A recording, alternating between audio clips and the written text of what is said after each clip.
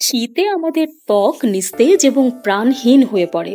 এই অবস্থা থেকে পরিত্রাণ পেতে আমরা একটি প্রাকৃতিক ঘরে তৈরি ফেস মাস্ক আইডিয়া শেয়ার করব।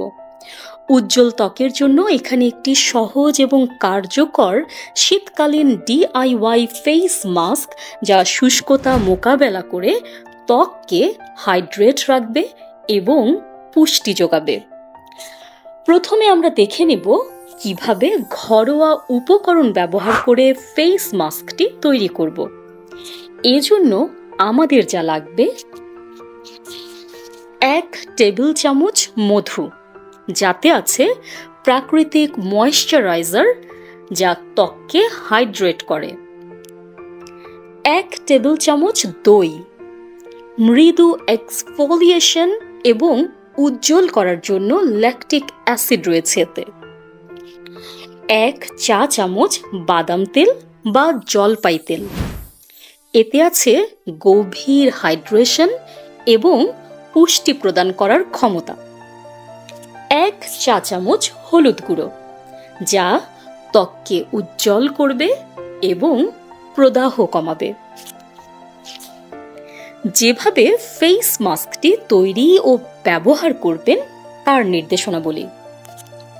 একটি পরিষ্কার পাত্রে একটি মসৃণ পেস্ট তৈরি করতে সমস্ত উপাদান মিশ্রিত করুন।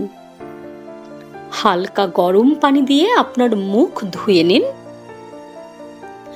আপনার মুখে সমানভাবে মিশ্রণটি প্রয়োগ করুন, তবে চোখের আশপাশ এড়িয়ে। এটি 15 থেকে 20 মিনিটের জন্য রেখে দিন।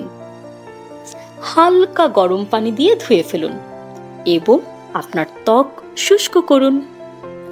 অতিরিক্ত হাইড্রেশনের জন্য একটি ময়েশ্চারাইজার ব্যবহার করতে পারেন। পরিশেষে কিছু টিপস।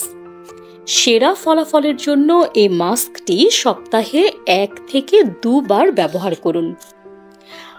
আপনার যদি সংবেদনশীল ত্বক থাকে তবে হলুদ এড়িয়ে যান বা ব্যবহারের আগে একটি প্যাচ পরীক্ষা করুন। অবশিষ্ট অংশ একটি এয়ারটাইট পাত্রে ফ্রিজে সংরক্ষণ করুন, যা 3 দিন পর্যন্ত ব্যবহার করতে পারবেন।